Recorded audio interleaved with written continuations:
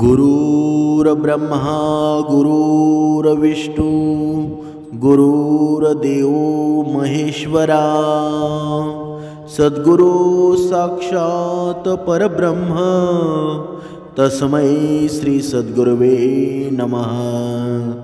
जय जय रघुवीर समर्थ श्रीराम समर्थ। सद्गुरु चरणांना नतमस्तक होऊन आपण या सुंदर सकाळच्या मनमोहक वातावरणामध्ये सर्वजण उपासना करूनच श्रवणाला बसलेले आहात असं समजून आपण या निरूपणास सुरुवात करूया। मायबाप सज्जनांचं स्वागत आहे। समर्थांनी सांगितलेलंच आहे ना की आले देवाजीच्या मना तेथे कोणाचे चाले ना। म्हणजे काय बरं, जर भगवंताच्या मनात जर काही आलं ना तर तुम्ही कितीही बलाढ्य असा, कितीही शक्तिमान असा, कितीही तुमच्याकडे पैसा असू द्या, सर्व काही तिथेच सोडावं लागेल। म्हणूनच समर्थांनी सांगितलंच आहे ना, माणसाने हा चिंतारूपी रोग आहे ना, ही चिंता आहे ती आयुष्यामध्ये कधीच करू नये। कारण हा चिंतारूपी रोग आहे ना तो औषधाने कधीच बरा होत नाही। त्या चिंतारूपी रोगाला साथ लागते ना ती भगवंताच्या नामस्मरणाची। म्हणूनच समर्थांनी मनाच्या श्लोकांमध्ये दासबोधामध्ये संपूर्ण श्लोकांमध्ये विवेचन केलेलं आहे ना, या मनानं नामस्मरण करावं, या मनानं उपासना करावी। पण हे मन करतं का बरं? दर निरूपणामध्ये सांगितलं जातं ब्रह्ममुहूर्तावर उठावं, पण हे मन उठतं का बरं? म्हणून आपण बघा, आपल्यामध्ये जर होत नसेल ना तरी सुद्धा सुरुवात करायला काय जातं बरं? पण आपण सुरुवातच जर केली नाही ना तर ते होणार सुद्धा नाही। म्हणून आपली भक्ती आहे ना, एवढं श्रेष्ठत्व निर्माण करावं की आपल्याला लवकरच जाग यावी।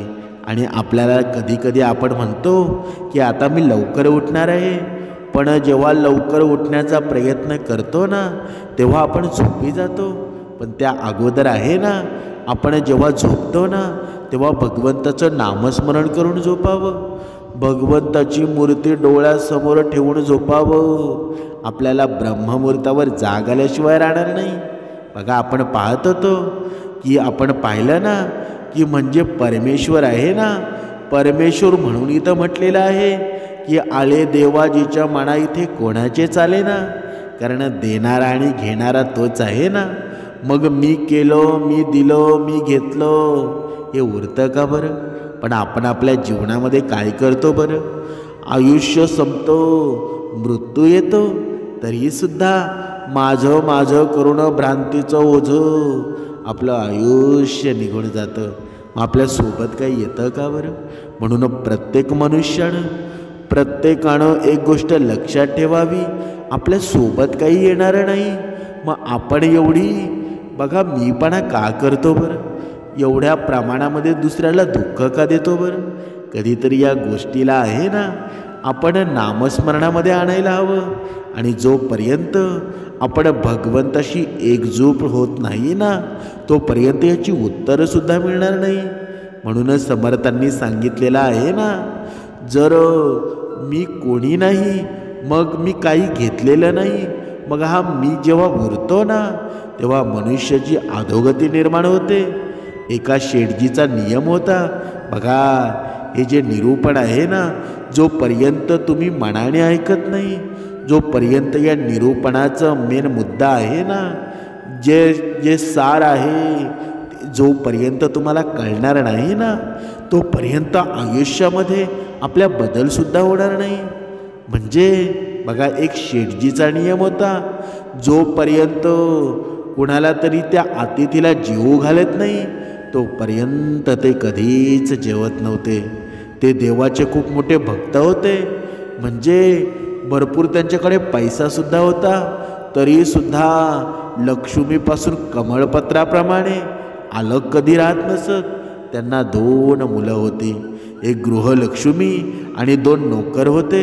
एका नोकराचं काम होतं दररोज कोणातरी एका अतिथीला बोलावून घेऊन यायचं, पण तो कसा असला पाहिजे या नगराचा रहिवाशी नसावा आणि नेहमी येणारा जाणाराही नसावा.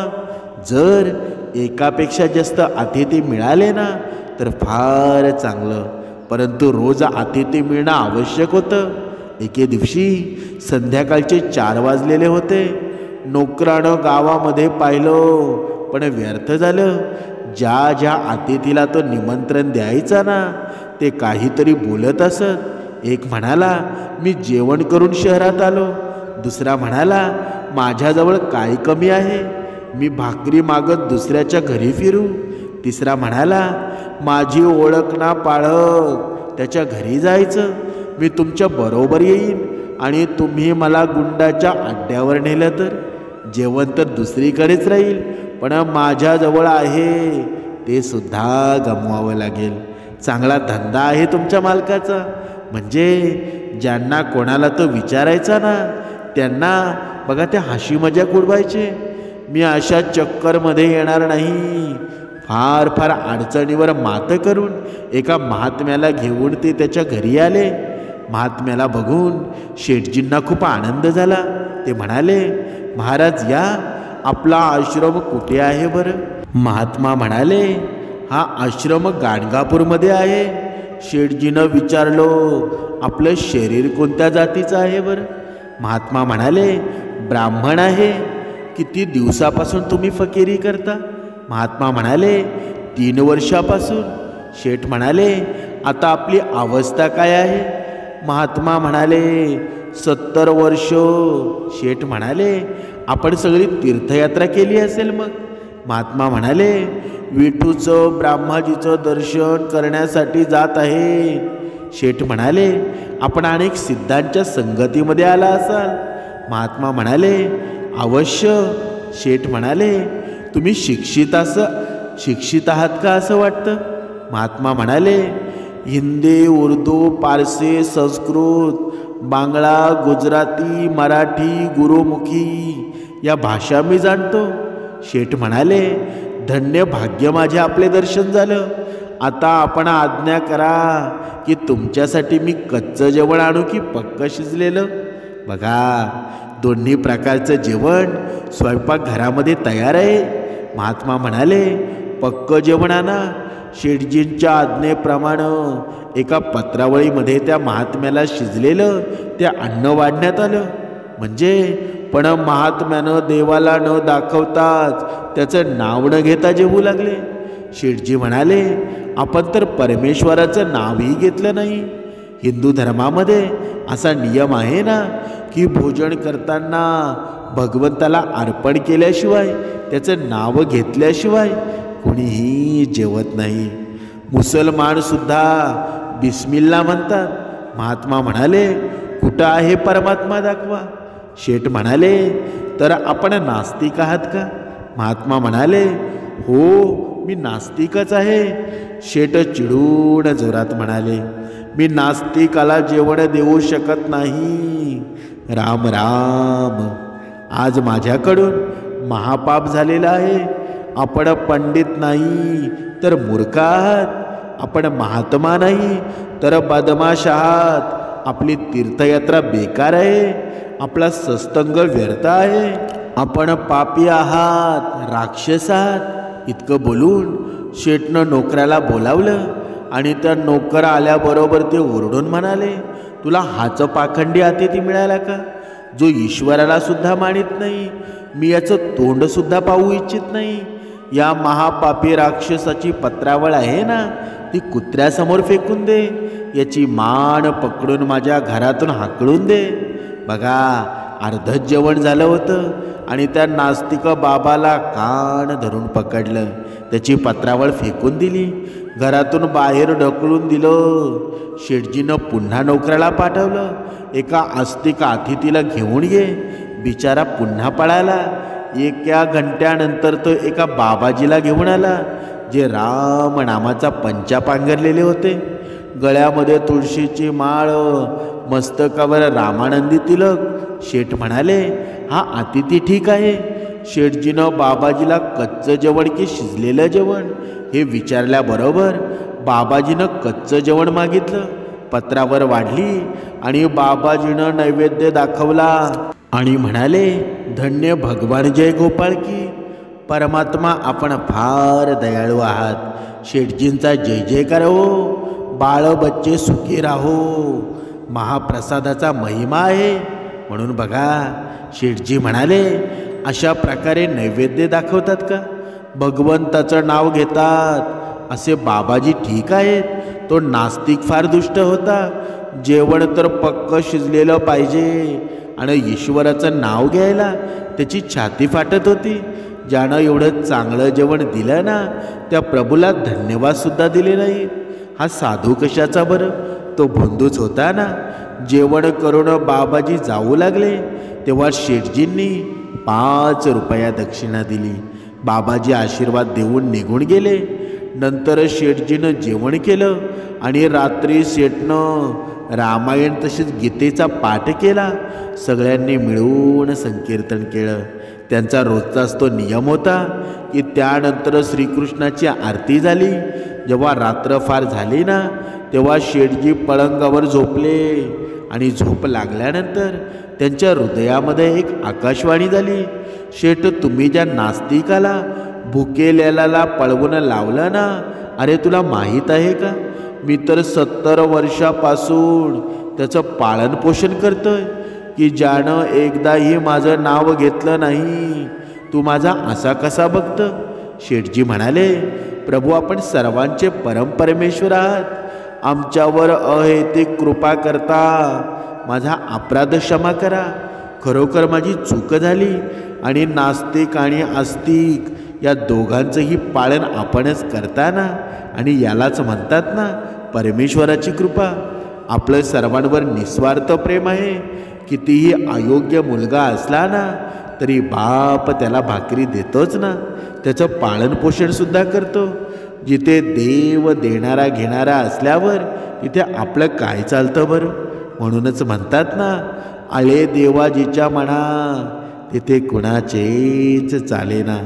म्हणून भगवंताची कृपा नास्तिकावर आणि नाव न घेणाऱ्यावर इथे पालन करतात. तर सतत नामस्मरण केल्यानंतर ते रक्षण करणार नाहीत का? समर्थांनी सांगितलेलं आहे ना, नामस्मरणामध्ये भगवंत आहे ना, आपल्याला दर्शनसुद्धा देतील. परंतु एकच आहे, तेवढे माणसाचं या जीवनामध्ये तडप पाहिजे. बघा, आपल्या जीवनामध्ये जर दुःख आलं तेव्हाच आपण भगवंताचं नामस्मरण करत असू तर ते भगवंतावरचं प्रेम आहे का बरं? बघा, ते म्हणजे आपले लालच आहे. आपल्याला आपण जेव्हा प्रॉब्लेममध्ये असतो ना, दुःखामध्ये असतो, तेव्हा सुख आणण्यासाठी, सुख येण्यासाठी आपण भगवंताचं नामस्मरण करतो. मग ती भक्ती आहे का बरं? कधीतरी याचा प्रत्येकानं विचार करायला हवा. परंतु आता आपण बघा, दुसरं एक उदाहरण पाहणार आहोत. एक सेठ मुनी मला म्हणाला, जरा हिशोब करा, आपल्या संग्रहित धनावर किती पिढ्या आरामात खाऊ शकतील. मुनी मी हिशोब करू लागला आणि म्हणाला, व्याजाची रक्कम त्याच्या वसुलीतच निघून जाते. त्या हिशोबानं जरी पाहिलं ना तरी आपल्या जवळ 11 पिढ्यांसाठी पुरेसं धन आहे. आणि सेठ मस्तक बडवीत म्हणाला, त्यांच्यानंतर काय होईल बरं? आता तुम्हीच विचार करा. ज्याच्याकडं एवढं धन आहे तरी सुद्धा तो विचार करू लागला की माझी 12वी पिढी काय खाईल. अशा प्रकारे शेठला चिंतारूपी घुशीनं पोखरण्यात सुरुवात केली होती. त्या शेठची मुळं सस्तंगी होती, समजदारसुद्धा होती. त्यांनी विचारलं, बाबा तुम्ही फार उदास दिसत आहात. तुमच्या कोणत्याही औषधाचा परिणाम होत नाही. याचं कारण काय आहे बरं? शेठ म्हणाला, अरे बाळा, आपल्या 12व्या पिढीचं काय होणार याच चिंतेने मला रात्रंदिवस पछाडलेलं आहे. पित्याचं दुःख बघा दूर करणं हे पुत्राचं सुद्धा कर्तव्यच आहे ना. शेठच्या मुलांनी त्यांची अनेक ठिकाणी तपासणी केली, परंतु डॉक्टरांनी सांगितलं की चिंतारूपी रोग आहे ना, तो औषधाने बरा होत नाही. अखेर ते एका महात्म्यांकडे जातात आणि महात्मा म्हणाले, गावाच्या बाहेर नदीच्या काठावर लहानशा झोपडीमध्ये एक ब्रह्मचारी राहतो. शेठला सांगा की सकाळी लवकर स्नान करून एका ताटात शिधा सामग्री, फळं, दक्षिणा वगैरे घेऊन त्या ब्रह्मचार्याकडे जावं. लोभी माणसाचं स्वतःचं दुःख करण्यासाठी आणि दान करण्याशिवाय दुसरा काहीही उपाय नाही. लोभी माणूस जर दान करीत नसेल ना, तर समजा की तो स्वतःसाठी कबर खोदत आहे. दान न केल्यामुळं त्याला जास्त दुःखाला सामोरे सुद्धा जावं लागतं. म्हणून तुमच्या वडिलांकरता एका ताटात शिधा सामुग्री इत्यादी दान करा आणि ब्रह्मचारी नदीकाठी राहतो त्यालाच दान करा. मुले म्हणाली, ठीक आहे महाराज, जर 100, 200, 500 या रुपयांमध्ये माझे वडील बरे होणार असतील ना, तर चांगली गोष्ट आहे. मुलांनी सांगितल्याप्रमाणे दुसऱ्याच दिवशी शेठ ताट सजवून त्या ब्रह्मचार्याकडे गेला आणि त्याला देत म्हणाला, महाराज याचा स्वीकार करावा. ब्रह्मचारी म्हणाला, आजच्या पुरता शिधा तर माझ्याकडे पडलेला आहे, म्हणून याची आवश्यकता नाही. शेठ म्हणाले, आजचा पडलेला आहे म्हणून काय झालं, उद्यासाठी घ्या. ब्रह्मचारी म्हणाले, ज्याने आज सकाळी कोणाला तरी पाठवलेलं होतं ना, तो उद्या देखील पाठवेल. मी संग्रह का करू बरं, म्हणजे मी हे धन साचवून का ठेवू बरं. पक्षी आता खातात आणि 2 तासानंतर त्यांना माहीत नसतं, तरीही झाडावर आनंदाने राहतात ना, आनंदाने किळबिळ करतात ना. म्हणून माझ्याजवळ तर आजचं पुरेल एवढं भरपूर झालं. शेठ म्हणाले, उद्यासाठी ठेवून घ्या. ब्रह्मचारी म्हणाला, उद्याची चिंता मी आजपासून का करू बरं. जो उद्या मला जिवंत ठेवेल तोच उद्या मला खाऊन घालेलच ना. म्हणून मुलं जन्मण्याच्या आधीच ज्याने मातेच्या शरीरामध्ये दुधाची व्यवस्था केली, त्याचा भरवसा सोडून शिधाच्या ताटावर भरवसा ठेवू का मी. मला चिंता करायला का शिकवता बरं. मी काय एवढा पापी आहे का. मी भगवंतावरील भरवसा सोडून या शिधाच्या ताटावर भरोसा ठेवू का. मला भगवंतावर भरोसा आहे आणि तुम्हाला रुपयांवर भरोसा ठेवायचा असेल तर ठेवत राहा. माझी काही अपेक्षा नाही. मी तर एकट्या परमेश्वरावरच भरोसा ठेवलेला आहे. शेठ तुमची शिधा सामग्री, फळं, दक्षिणा तुम्हालाच राहू द्या, मी घेऊ शकत नाही. तो शेठ लगेच म्हणाला, महाराज तुम्ही वेगळेच साधू आहात, जरा पुढचा विचार तर करा. ब्रह्मचारी म्हणाला, पुढचा तर हाच विचार करायचा की पुढची चिंता राहू नये. दररोज काम केलं, खाल्लं, प्यालं, पत्रावर फाडून फेकून दिली. जे आहे ते चांगलं आहे, जे होईल ते सुद्धा चांगलं होईल आणि जे होणार आहे ना ते सुद्धा चांगलं होणार आहे. हा नियम भगवंताचाच आहे ना. शेठजी मी तुमची शिधा सामग्री घेऊ शकत नाही. शेठ म्हणाले, महाराज तुम्ही म्हणतात ना की शिधा सामग्री परत घेऊन जा, तर ठीक आहे, याविषयी नंतर विचार करेल, पण आता थोडा वेळ मला बसू द्या. येथे मला खूप चांगलं वाटत आहे, खूप प्रसन्न वाटत आहे. महाराज तुमच्या जवळ असं काय आहे की तुमच्याकडे पाहतच राहावंसं वाटतं, तुमचं बोलणं ऐकतच राहावंसं वाटतं. माझ्याजवळ एवढं धन आहे ना की माझ्या 11 पिढ्यांचा निर्वाह होऊ शकेल. 11 पिढ्या माझ्या आयत्या खातील, तरीही मला चिंतात्रस्त करते की माझ्या 12व्या पिढीचं काय होईल. ब्रह्मचारी म्हणाला, शेठजी तुमच्यात व माझ्यात हाच फरक आहे की मी निश्चिंत भगवंताशी एकाकार होऊन राहतो आणि तुम्ही चंचल मोहमाया या बदलणाऱ्या संसाराशी एकरूप झालेले आहात. जो संसार क्षणोक्षणी बदलतो ना आणि नष्टसुद्धा होत राहतो, संयम राहतो आणि त्याच्याशी एकरूप होऊन तुम्ही संपत आहात, नष्ट होत आहात. परंतु अबदल तत्वाशी माझी एकता करून क्रीडा करतो. शेठजी जर पुत्र सुपुत्र असतील तर जेथे जातील ना तेथे त्याच्या पुरुषार्थाने कमावतील, तरीही एखाद्या पिढीसाठी ठेवा हरकत नाही. पण 11व्या पिढीपर्यंत व्यवस्था आहे, तरीही चिंता का करता बरं. कदाचित येणारी पिढी यापेक्षाही दुप्पट कमावेल आणि तुम्ही जर 11 पिढ्यांसाठी संपत्ती कमवू शकता तर दुसरा देखील 11 पिढ्यांसाठी कमवू शकतो का बरं? बघा, बॅटरी असते ना, ती 10 मीटरपर्यंत प्रकाश देते, तर फक्त 10 मीटरपर्यंत मर्यादित राहतो ना तो प्रकाश. पण तुम्ही चालत गेलात की प्रकाशी पुढे पुढे जातो.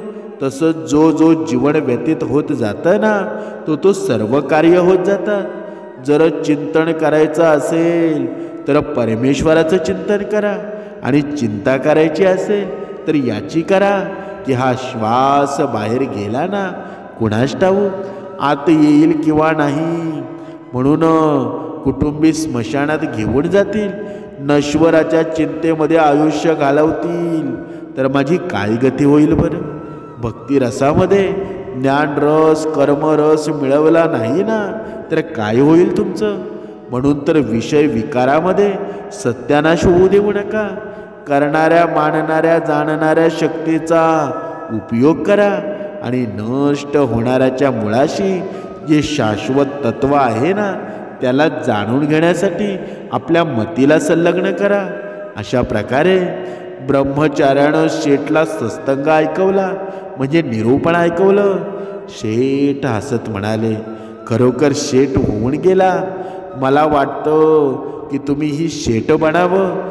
बाहेरचे जितके मिळाले ना, तेवढ्यात आनंदित राहून संतुष्ट राहून आंतरिक रस वाढवत जा. पहा, ब्रह्मचार्याने कसा उपदेश केला. तसंच उद्याची चिंता नको. परमेश्वराच्या ठिकाणी अनन्य होऊन राहा, त्यात सामावून जा. भक्तिरसामध्ये उडी घ्या. समर्थांनी सांगितलंच आहे ना, तोच शेवटी भवसागरातून तारतो. म्हणून पालन पोषण करणारा आहे तोच भगवंत आहे ना. मग आपण फुकटची चिंता का करायची बरं? कधी कधी आपल्या जीवनामध्ये असा प्रसंग येतो ना, आपल्याला दुःख करण्याची गरजसुद्धा नसते, तरीसुद्धा हा माणूस दुःखामध्ये बुडून जातो. तुमचं आयुष्य व्यवस्थित चालू आहे, तरीसुद्धा वेगवेगळ्या धोरणांमध्ये तुम्ही का गुंतून जाता बरं? एका मार्गाने तुम्हाला पैसा येतो ना, तर 17 मार्ग तुम्ही का निवडता बरं? जेव्हा तुम्हाला प्रत्येकाने एक गोष्ट लक्षात ठेवा, जर तुम्हाला चांगल्या मार्गाने पैसा येत असेल, तुमचं कुटुंब व्यवस्थित आनंदी असेल, तर पैसा येण्यासाठी दुसरा मार्ग आहे ना, तो कधीच शोधू नका. त्या मार्गामधून चांगला पैसा येईलच, तुम्हाला ठाऊक आहे का बरं? म्हणून जो मार्ग तुमचा पैसा कमवण्याचा आहे ना, तो जर व्यवस्थित असेल तर दुसऱ्या मार्गाने पैसे कमवण्याची गरजच नाही. म्हणून भगवंताच्या या भक्तीमध्ये राहा, भगवंताच्या या भक्ती रसामध्ये राहा. जर तुमच्या जीवनामध्ये रोज उपासना होत असेल, तर तुम्ही खरी भक्तिवान आहात. भगवंताची कृपा आहे ना, तुमच्यावर नक्कीच होणार आहे. जास्त डोक्याला ताण घेत बसू नका, कारण भगवंत स्वतः सर्व करत असतो ना. या झाडाचं पान आहे ना, ते सुद्धा त्याच्या मर्जीशिवाय हालत नाही. मग आपण एवढी खटाटोप का करायची बरं? कधीतरी विचार करा. जोपर्यंत तुम्ही विचार करत नाहीत ना, तोपर्यंत तुम्हाला उक्त प्रश्नांची उत्तरंसुद्धा मिळणार नाही. आता हा विचार म्हणजे काय? विचार म्हणजे उपासनेमध्ये मन रमवा, श्रवण करा. हेच तुमच्या जीवनाचं सार आहे. आणि हे सार आहे ना, तुमच्या जीवनामध्ये भगवंताची अफाट लीला प्राप्त करेल, आणि नक्कीच तुम्हाला फायदा होणार आहे. म्हणून भगवंताचं नामस्मरण करा. हे नामस्मरण तुम्हाला एक दिवस श्रेष्ठत्व निर्माण करेल, आणि हीच भगवंताची लीला आहे. जय जय रघुवीर समर्थ.